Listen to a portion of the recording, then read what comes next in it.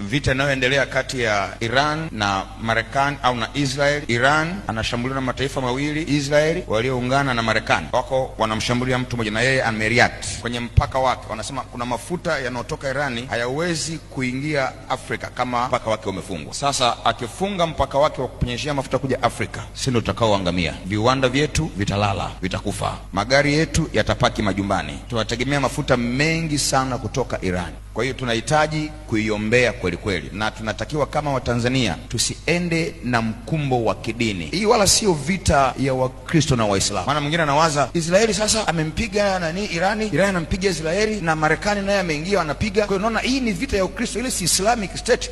Hakuna. Waisraeli kwa dini yao kubwa ni Wayahudi. Wayahudi hawasali kama Wakristo, kwa taarifa yako. Wako tofauti kabisa. Wayahudi ni dini kabisa kama dini nyingine. Wana mfumo wao kabisa wa kuabudu, wa kumtafuta Mungu wao. Kwa hiyo usiingie kwenye mkumbo hapo. Kinachoendelea hapa, anapopigwa Iran na Israeli, huwezi kujua kwa sababu yuko kinyume na dini yake ya Kiyahudi. Atakapotoka hapo anaweza kawavamia hata Wakristo pia na akashambulia vile vile. Tunahitaji kuomba dunia iwe mahali salama pa kukaa. Kule wakimalizana kule, huku sisi ndio waathirika wakubwa. Uchumi utashuka, mafuta hakuna, wapi tunapata petroli au diesel? Lakini angalia marafiki wa Israeli ni kina nani? Faransa, Uingereza, Ujerumani, Canada. Wakireact hawa wote wakasema wamsaidie, tuna wakati mgumu. Marekani alikuwa ametengeneza base yake Dubai, imepigwa Dubai wamefunga anga sasa hivi. Hakuna ndege kuelekea Dubai. Air Tanzania jana wametangaza wamestopisha safari za kwenda Dubai. Wamestopisha. United Emirates imefunga. Hali sio nzuri, lakini kuna Watanzania wangapi wamewekeza Dubai? Wamewekeza. Kama safari za Dubai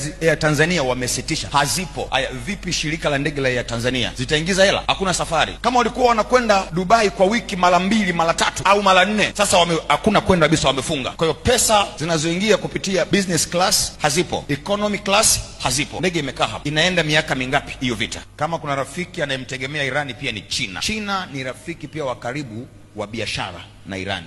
Anachukua sana mafuta kutoka wapi? Irani. Amen. Na bidhaa zako nyingi unazovaa wewe hapa zimetoka China. Viatu, saa, sijui mkanda, sijui kitu gani, mpaka miwani, mpaka kofia, mpaka tai. Sasa China ana import mafuta kutoka Iran. Fikiria kama anapigwa Iran na wana mikataba hiyo ya kudumu ya kupeleka mafuta kule, na China anajua anayempiga huyu ni Marekani. China atakuwaje? Na anajua China na Marekani wamekuwa hasimu kwenye economy, wanapambana. China anataka mbiti Marekani, Marekani anasema haiwezekani economical.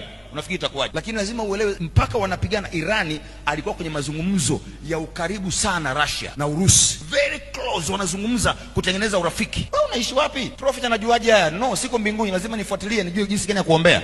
Kwa hiyo uelewe hii kitu sio ndogo. Akiingia Urusi, akiingia China, wakashikamana, wanafanya against Marekani na Israeli. Marafiki wa Iran wako Yemen, wako Lebanon, wako Palestina wakiongozwa na Hamas. Lebanon wako Hezbollah, na wote sio dhaifu. Je, hawa na wenyewe wataenda kuungana vipi kumtetea ndugu yao? Utawala wa falme za Kiarabu utakuwaje? Na haya mataifa mengine wakiona kwamba wameungana, Yemen na wengine bado wakashikaba, wanaanza kumsaidia. Vipi Ufaransa? Watakaa kimya wasimsaidie Israeli? Vipi Ujerumani? Vipi Uingereza? Vipi Canada? Watakaa kimya wasimsaidie? Wataingia. Wakiingia tunaenda kwenye vita ya 3 ya dunia. Nani anayekwenda kuathirika hapo? Sisi. Kwa hiyo tunahitaji hapa kuomba Mungu sana.